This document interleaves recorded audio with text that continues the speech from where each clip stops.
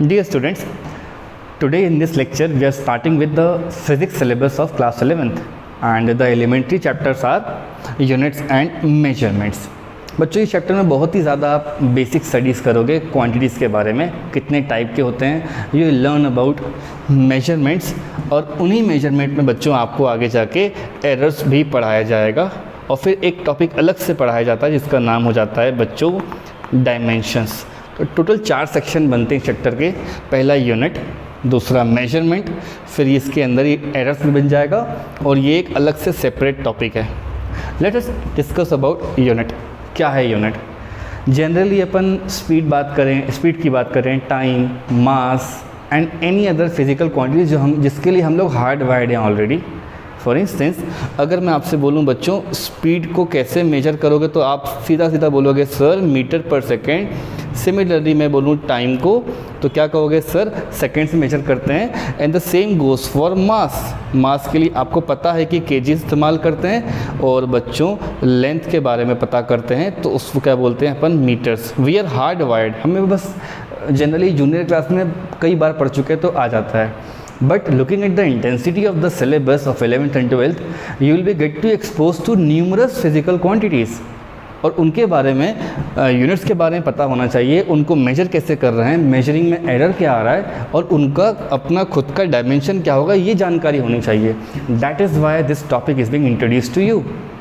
The advantage of this chapter is आपको पूरा syllabus known हो जाएगा कि क्या क्या पढ़ने वाले हो. और डिसएडवांटेज ये है कि उनके फार्मूला यहाँ इस्तेमाल करेंगे सर तो बोलोगे सर वो तो पढ़ाया नहीं, आप तो आप इस्तेमाल कर रहे हो, ये तो चीटिंग हो रही है. तो डोंट वरी, जितना फार्मूला काम का है उतना बताया जाएगा. राइट. तो चलो स्टार्ट करते चैप्टर को. तो इंट्रोडक्शन फॉर्म में अगर मैं बात करूं कि यूनिट का मतलब क्या है तो आप क्या कहोगे कि सर लेंथ मेजर करने के लिए मुझे मेट्रिक स्केल चाहिए होती है. मास मेजर करना है, कहीं अपन शॉपकीपर के पास गए या वेजिटेबल्स खरीदने तो वो केजी वाला एक वेट रखता है अपने पास. टाइम मेजर करने के लिए आपको एक वॉच या जनरली टाइम मेजरिंग डिवाइस की ज़रूरत पड़ती है. तो बेसिकली क्या है, ये एक यूनिवर्सली एक्सेप्टेड क्या है बच्चों, एक एंटिटी है, एक स्टैंडर्ड है एक तरह का. So you can define it unit. It is a standard, ठीक है, जिसको यूज़ करते हैं अपन, use for measurement of quantity. It is a standard used for measurement of quantity. हम क्या कर रहे हैं बच्चों, क्वांटिटीज़ का मेजरमेंट कर रहे हैं. ठीक है, बस ख़त्म. यूनिट का मतलब क्या है सर, एक स्टैंडर्ड होगा जिसको इस्तेमाल करके अपन किसी क्वांटिटी को मेजर करेंगे. फिर बारी आती है कि सर आपने इतना बताया तो क्वांटिटी को भी पहले एक्सप्लेन करिए कि what exactly is a quantity. क्योंकि जनरली अपन जूनियर क्लास से पढ़कर आए तो क्वांटिटी मतलब अपने पास लेंथ, मास, टाइम, स्पीड सब हो सकता है. और इसके बाद के सिलेबस में बच्चों आपके पास न्यूमरस नई चीज़ें सीखने को मिलेंगी और वो सब की सब किसी न किसी लॉ में इस्तेमाल हो रही होंगी. तो आप बोल सकते हो कि सर क्वांटिटी का मतलब होता है इट इज़ एन एंटिटी. क्या कहोगे बच्चों? It is an entity which can be measured, which can be, मेरे साथ साथ लिखते चला करो आप लोग भी ना, नोट्स अच्छे तैयार हो जाएंगे. Which can be measured, which can, उसको अपन मेजर कर सकते हैं, है ना. अपन ने सपना देखा, वो मेजरेबल नहीं है तो वो क्वांटिटी नहीं है बच्चों.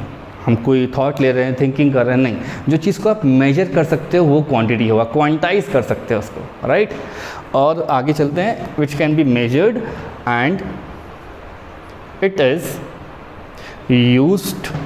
used to express physical laws and phenomena. बहुत सिंपल डेफिनेशन है, अगर एक बार भी रीड कर लिया तो अपना काम हो जाएगा. फॉर इंस्टेंस अगर मैं आपको एग्जांपल से समझाऊं तो बच्चों 10th पढ़ चुके हैं अपन लोग और 9th में पढ़ चुके हैं. तो मान लो मेरे पास मोमेंटम लिखा है तो क्या हो जाएगा, मास इनटू वेलोसिटी.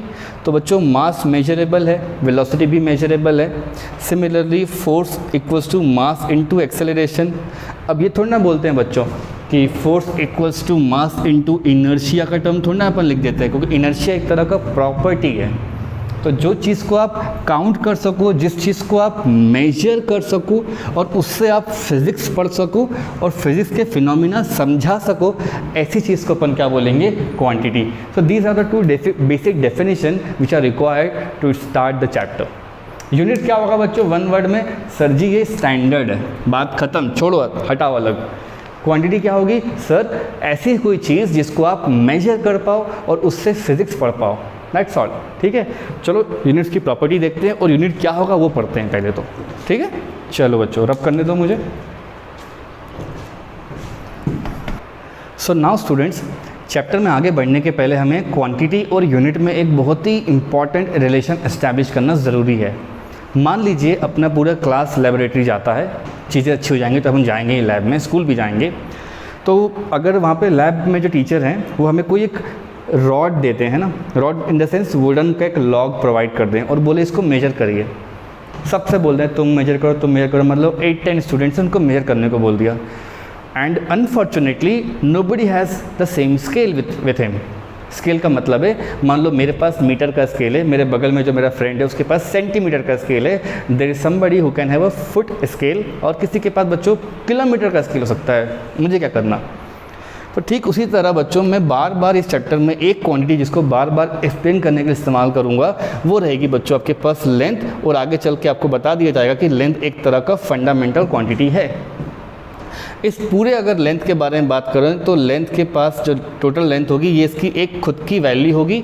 अगर मैं एक एक करके बच्चों को बोलूं बच्चों आओ इसको मेजर करो, तो आप सबसे पहले बोलोगे सर यूनिट कहाँ है आपके पास, पहले यूनिट तो लेकर आइए। तो मैं बच्चों एक यूनिट लेकर आता हूँ, मान लो ये रही मेरी यूनिट। इस यूनिट को आप ऐसे ऐसे करके रख के देखते जाओगे ना बच्चों, मेरी बात तो समझो, इस तरह से रखते चले जाओगे तो आप कह सकते हो मैंने सर आप लोगों ने अप टू n टाइम्स इस यूनिट को रखा है, 1 बार 2 बार 3 बार 4 बार। इसका क्या मतलब आ रहा है बच्चों कि L को अगर आप लोगों को डिफाइन करना हो तो आप बोल सकते हो कि सर L का मतलब होता है n times of U। Now this become so obvious for everybody to understand. L क्या हो जाएगा, एक नंबर मल्टीप्लायर, U क्या हो जाएगा यूनिट, और L क्या है बच्चों, सीधा सीधा बोलो ना मुझे, ये L क्या है आपके पास, L एक्चुअली में एक क्वांटिटी है, n क्या है, एक मल्टीप्लायर है बच्चों, क्या है n एक तरह का मल्टीप्लायर, और u क्या है बच्चों आपके पास unit. Let me show you for another thing. ये हो गया फर्स्ट एग्जांपल। मान लो आप लोगों ने कोई भी मास कैलकुलेट किया या टाइम कैलकुलेट किया, फॉर एन इंस्टेंस अगर मान लो टाइम आपके पास क्या आ जा रहा है, मतलब 5 सेकेंड्स आ जाता है, तो आप क्या बोलोगे सर 5 सेकेंड मत बोलिए, 5 टाइम्स ऑफ 1 सेकेंड बोलिए। तो वहाँ पे ये क्या हो जाएगा, एक तरह का क्वांटिटी, n क्या हो 5 क्या हो जाएगा बच्चों, एक तरह का मल्टीप्लायर जो आगे जाके मैग्नीट्यूड बनता है, और 1 सेकेंड का मतलब हो जाएगा सर टाइम मेजर करने के लिए हमको सेकेंड चाहिए होता है। तो लॉजिक क्या निकल कर आ रहा है कि सर के पास लेंथ हो सकता है ना, ये फर्स्ट वाले के बारे में देखो, और लेंथ मुझे मेजर करना है। पहले बच्चे ने लेंथ को मेजर करा होगा तो उसने मीटर यूज़ किया होगा, दूसरा बच्चा बोलेगा भाई मेरे पास सेंटीमीटर है, तीसरा बोलेगा सर मेरे पास इंच का स्केल है, चौथा बोल सकता है सर हमारे पास फुट का स्केल है, कोई इसको माइल्स में मेजर कर सकता है, कोई बच्चों इसको किलोमीटर में कर सकता है। Anybody can do n number of possibilities. लेकिन सोचो इस पूरे ताम झाम में ये बेचारा तो कांस्टेंट रह गया ना, नहीं आया, ये इंसान तो कांस्टेंट रह गया ना, मतलब मेरे पास जो स्केल मिला वही दूसरे बच्चे को मिला होगा, वही तीसरे बच्चे को मिला होगा, which means this quantity remains constant, है ना। उसको पहले बच्चे ने बताया होगा तो n1 टाइम्स u1 किया होगा, दूसरे बच्चे ने बताया होगा तो n2 टाइम्स u2 किया होगा, और ऐसे करके तीसरे बच्चे ने बताया होगा तो n3 टाइम्स u3 करा होगा। मैं बस आपसे इतना कहना चाहता हूँ कि there can be 2 possible measurements for 1 single quantity. याद कर लो आज के बाद कि ये एक फंडामेंटल लॉजिक सर ने पढ़ा दिया है कि सर एक ही क्वांटिटी को 2 अलग अलग सिस्टम में मेजर कर सकते हैं। ये हो गया फर्स्ट सिस्टम, ये हो जाएगा सेकंड। हो सकता है कि एक बच्चे ने 5 मीटर आंसर दिया हो और एक बच्चे ने बच्चों 500 सेंटीमीटर का होगा, तो अपन इन दोनों में किसी एक को जजमेंटल थोड़ी हो जाएंगे कि बेटा आप सही हो आप सही हो, दोनों ही सही हैं। पहले वाले बच्चे की नज़र में 5 टाइम्स ऑफ 1 मीटर है और दूसरे वाले के लिए 500 टाइम्स 1 सेंटीमीटर है। Look at this what I am saying, है ना, दोनों ही सही हैं। Which means you can write कि सर n1 टाइम्स u1 लिखा गया है और यहाँ पे n2 टाइम्स u2 लिखा गया है। और अगर मुझे थोड़ा रब कर लें तो आप यहाँ पे तो और बातें अपन कर सकते हैं, ये नोट कर लेना बच्चों। पहले तो आगे बढ़ रहे हैं अपन। इस पूरे पेज पे जो बात बताने लायक थी वो ये थी कि जो नेट क्वांटिटी होता है उसको NU लिख करके उसको आप कांस्टेंट बोल सकते हो। And when you start learning only this much, you can tell sir n proportional to u होगा या तो u inversely proportional to n होगा। Let me show you। दोनों के पास बच्चों एक ही लेंथ था। एक ने कहा भाई 5 मीटर, एक ने कहा नहीं तुम गलत मैं सही, दोनों ही सही हैं। तो देखो जिसका नंबर छोटा है, जिसका नंबर छोटा है, देखो इसका नंबर छोटा है तो उसका यूनिट क्या होगा, बड़ा होगा। अरे मीटर ज़्यादा होता है ऑब्वियसली यार, तो इसका देखो ना नंबर क्या है, स्मॉल है तो उसका यूनिट ज़्यादा होगा। उस तरफ जाओ जिसका नंबर ज़्यादा है उसका यूनिट छोटा होगा, सेंटीमीटर। तो जिसका नंबर ज़्यादा है उसका यूनिट छोटा होगा। यही दो बातें बताने के लिए मैं इतनी देर से आपको ये सब लिख के दे रहा हूँ, ठीक है। तो Q बराबर होता है N इंटू यू, उसको आप लोग कांस्टेंट कहेंगे इस चैप्टर में, मतलब इस पूरे सेक्शन में कांस्टेंट बुलाएंगे।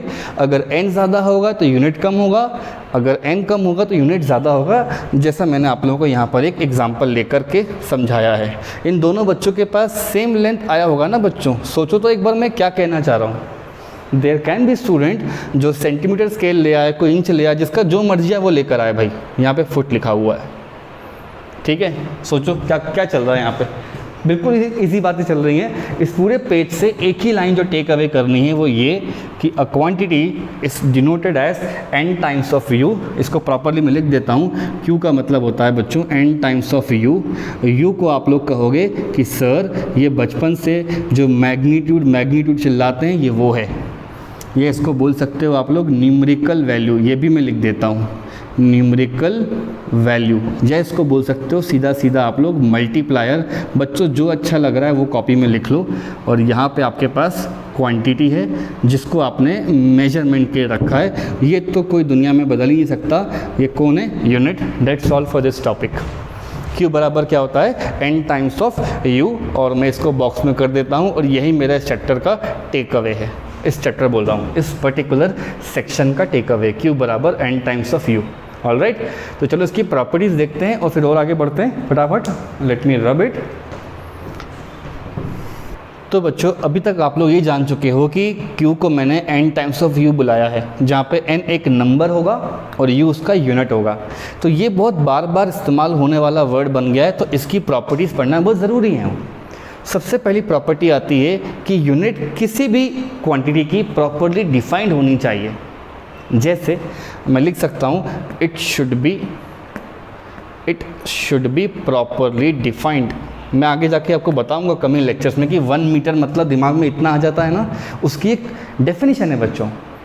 1 सेकेंड बोलते हो ना, टिक टिक हो गया, तो बेसिकली वो एक डेफिनेशन से डिराइव हुआ है। मास के लिए बात करूं तो फ्रांस में एक म्यूज़ियम है, इंटरनेशनल वेट्स एंड मेजर, वहाँ पे एक प्रोटोटाइप रखा हुआ है बच्चों प्लैटिनम इरिडियम का। उसकी वैल्यू 1 kg है, उसका जो मास है 1 kg है, तो उसका ही कॉपी पेस्ट करके बाज़ार में बिकता है 1 kg का जो वेट है। तो बात समझो, आज तक 1 मीटर मतलब अपन हार्ड वाइड है ऐसा बोलने के ये रहा 1 मीटर ना बच्चों, उसकी एक यूनिट, उसकी एक डेफिनेशन होगी। I teach you in the coming lectures, don't worry about it. But ये ध्यान रखो कि हर यूनिट को अपन को प्रॉपर डिफाइन करना एक्सट्रीमली इम्पॉर्टेंट है। दूसरा, it must have a constant value.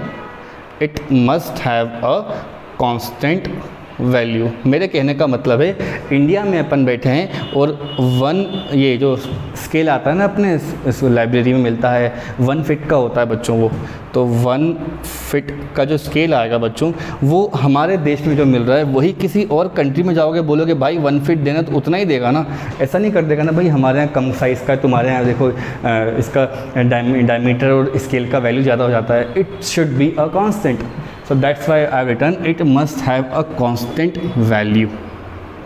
ये इसका एग्जाम्पल हो गया। दो अलग अलग कंट्री कर लो, इंडिया कर लो और यूके कर लो, ठीक है। थर्ड बात करते हैं, जो भी स्केल होता है वो इजीली अवेलेबल होना चाहिए ना। जैसे मेरे स्कूल में पढ़ा रहे हैं, मैं भी स्कूल में जाता हूँ पढ़ाने के लिए, आप जाते हो पढ़ने के लिए बच्चों, तो हर स्कूल में एक एक स्केल अगर बिक रहा है, सॉरी बच्चे लेकर आ रहे हैं मेजरमेंट करने के लिए, तो वो बराबर ही होंगे ना बच्चों। तो मैं कह सकता हूँ it should be easily available. ये सारे पॉइंट्स लॉजिकल आंसर्स हैं, ऐसे भी लिख सकते हो, इट शुड बी ईजिली, ठीक है। मैंने यहाँ पे लिखा है प्यारे बच्चों ईजिली अवेलेबल। चलो आगे बढ़ते हैं। दूसरा, कभी इमेजिन मत करना कि एक स्केल सर के पास जो होती है वो स्टील के अलावा कभी सिल्वर की मिल जाएगी या गोल्ड की मिल जाएगी। Those things are extremely expensive and it will be very ridiculous to think कि हमारे पास स्केल कोई गोल्ड की बनी मिल रही है। मतलब क्या होना चाहिए कि सब लोग उसको खरीद पाएँ, मेजर कर पाएँ। That means it should B economical in nature. बात समझो मैं क्या बोल रहा हूँ। चीप भी होना चाहिए, इकोनॉमिकल भी होना चाहिए और मार्केट में मिलना भी चाहिए, ठीक है। So it should be cheap and economical. दोनों का मतलब एक ही है, मैं दोनों वर्ड लिख देता हूँ, अच्छा लग रहा है। फिफ्थ पॉइंट करते हैं जो इम्पोर्टेंट है। मैं एक स्टेशनरी पे जाऊँ और एक स्केल मांगूँ, किसी और पे जाऊँ एक और स्केल मांगूँ, अलग अलग कंपनी का लेकर आता हूँ स्केल। जैसे मान लो दो random company number 1 company number 2 के मेरे पास ये स्केल रखे हैं, दोनों में जो मेजर्स होंगे बच्चों वो इसका जो मटेरियल होगा वो डिफरेंट हो सकता है, लेकिन जो स्केल का जो लेंथ है बच्चों वो तो बराबर रहेगा ना। So what's the logic behind that. आप लिख सकते हो कि sir it should be easily, उसको ज़्यादा मैं प्रोड्यूस कर सकता हूँ, it should be easily reproducible, it should be easily, ठीक है, यहाँ लिखा हुआ है रिप्रोड्यूस्ड। मतलब अरे हर शॉप पे जाते हो स्केल मांग तो देता ना आपको, वो अलग अलग कंपनी का, तो क्या हुआ सबके पास सेम आंसर होता है। वही है बच्चों, ये सारे पॉइंट्स में कोई भी दोबारा एक्सप्लेन करने की ज़रूरत नहीं है आई गेस। कुछ हो तो आप नीचे कमेंट्स में बताइए। अगली क्लास में मैं आप लोगों को फंडामेंटल क्वांटिटीज़, डेराइव्ड क्वांटिटीज़ क्या क्या होते हैं, किस तरह सॉल्व करते हैं, और एक और होते हैं सप्लीमेंट्री, इनके बारे में इन डिटेल डिस्कशन करके दूंगा। ऑलराइट, तो बच्चों कोई डाउट आया तो उसको देखो, वीडियो पॉज कर करके ना नोट कर लिया करो। These notes will be very very effective for you to study and paper में अपीयर करने के लिए। Alright, so I am Raj Maurya, your physics teacher, and I will see you in the next video. तब तक के लिए गुड बाय, है ना। चलो बच्चों चलते हैं।